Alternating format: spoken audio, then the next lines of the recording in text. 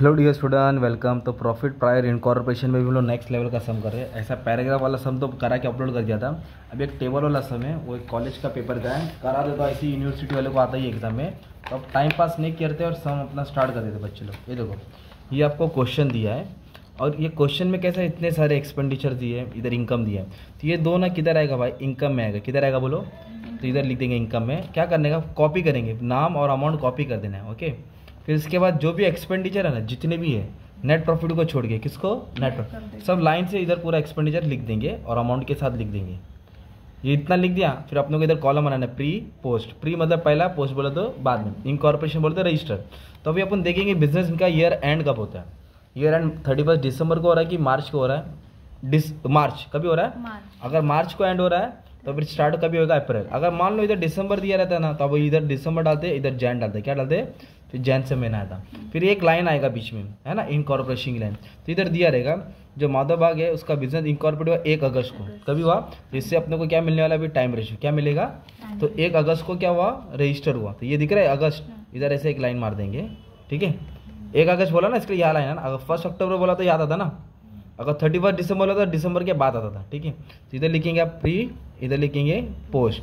1 2 3 4, कितना है? 4। तो इधर 4 महीना है, इधर कितना महीना? 8। तो इसको काटेंगे तो 1:2 आएगा। तो आपका टाइम रेशियो मिला। क्या मिला? Time ratio 1:2। सिंपल। और टाइम रेशियो क्यों निकाला? एक चीज़ बता देता हूँ, जो ऑफिस का खर्चा है ना टाइम में जाएगा, जो ऑफिस का खर्चा वो किस में जाएगा? टाइम में। तो एक तुमको एक्सपेंडिचर बांट के बताता हूँ, जैसे कि सैलरी टू स्टाफ, तो ये ऑफिस का होता है, स्टाफ बोले तो ऑफिस होता है। अमाउंट कितना दिया है? 72,000। अमाउंट कितना दिया है? तो 72 को किस में बांटेंगे? Time ratio. टाइम रेशियो कितना दिया बच्चा? 1:2। तो कैसे बांटने का? पहले 72,000 टाइप करने का, 1 और 2 इसको ऐड करो, कितना आएगा? 3। तो 3 से डिवाइड करके कितना आंसर है? 24। फिर जो आंसर है उसको एक बार 1 से मल्टीप्लाई, एक बार 2 से। 24 1 जा 24, इधर 24 आएगा और 24 2 जा 48। इस तरह अपने सैलरीज को बांटा। तो वैसे ही ना जो ऑफिस एक्सपेंस है ना, वो भी टाइम रेशियो में जाएगा, क्योंकि ऑफिस का खर्चा जो होता है, कौन सा?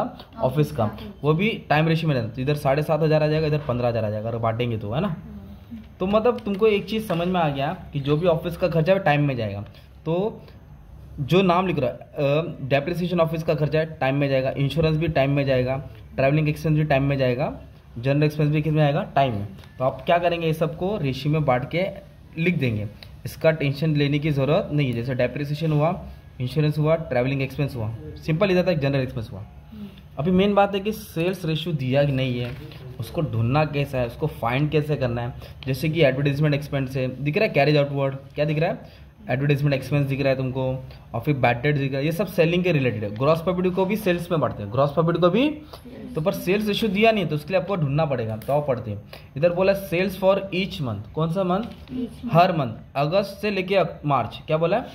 अगस्त से लेके मार्च डबल था, क्या था? डबल। इधर आप लिखेंगे सेल्स अगस्त से लेके मार्च कितना था? डबल। डबल बोले तो 2 लिखेंगे, कितना लिखेंगे? 2। तो ये डबल है, मतलब ये क्या रहेगा तुम्हारा? सिंगल रहेगा। अब इसको ऐड करेगा आपको 4 आएगा, ऐड करेंगे कितना आएगा? 4। ये प्री हो गया, ये ऐड करेंगे तो कितना आएगा? 4 4 8 12 16, कितना हो जाएगा? 16। तो ये हो जाएगा रेशियो 1:4। कितना हो जाएगा? आपको सेल्स रेशियो मिला 1:4, है ना। एडजस्टमेंट समझा? ये महीने से लेके ये महीने तक, मार्च है ना, अगस्त से मार्च डबल था, इसलिए इधर डबल डाला, बाकी जगह क्या डाल दिया? सिंगल डाल दिया। अब इसके बाद आपको क्या करना है, जो भी सेल्स का रहेगा उसको सेल्स में बांटेंगे। जैसे कि सेल्स कमीशन है तो सेल्स रेशियो में जाएगा, है ना। किस में जाएगा? सेल्स रेशियो में। कैरेज आउटवर्ड सेल्स में जाएगा, फिर एडवर्टाइजमेंट सेल्स में जाएगा, और बैड डेट्स भी किधर जाएगा? सेल्स में आएगा। तो आपको रेशियो में बांटना है, एक करा देता हूँ। जैसे कि अगर आपको बांटना है, मान लो इसको सेल्स कमीशन को बांटना है, 14,000 है ना।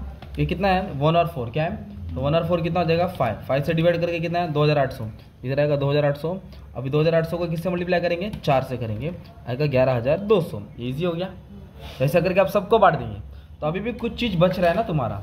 ग्रॉस प्रॉफिट को भी हमेशा किस में बांटने का? सेल्स में बांटने। अब देखो कुछ चीज़ें इसको बांटेंगे, उसको डायरेक्ट पोस्ट में लिखेंगे, क्योंकि वो कंपनी के रिलेटेड है। किसके रिलेटेड है? तो कंपनी के रिलेटेड क्या होता है मालूम है क्या? Debenture interest. बोलो, ये कंपनी के रिलेटेड रहता है, इसलिए इसको ना किधर कोई भी रेशियो में नहीं बांटेंगे, डायरेक्ट क्या लिखेंगे? पोस्ट। डायरेक्ट 5,000 उठा के पोस्ट में डालेंगे। और इसका और एक भाई है डिबेंचर इंटरेस्ट की, इधर दिया है प्राइमरी एक्सपेंस, क्या दिया है? इसको भी बांटेंगे, किधर डालेंगे? पोस्ट में। और एक दिया है इधर डायरेक्ट फीस, बांटेंगे, निकाल लिखेंगे पोस्ट में। तो मैंने क्या बताया, जो सेलिंग एक्सपेंस है वो सेल्स रेशियो में बांटेंगे, जो ऑफिस का खर्चा है वो टाइम रेशियो में बांटेंगे, जो कंपनी के रिलेटेड पोस्ट में आएगा, अगर वेंडर बोला रहेगा तो प्री में आएगा।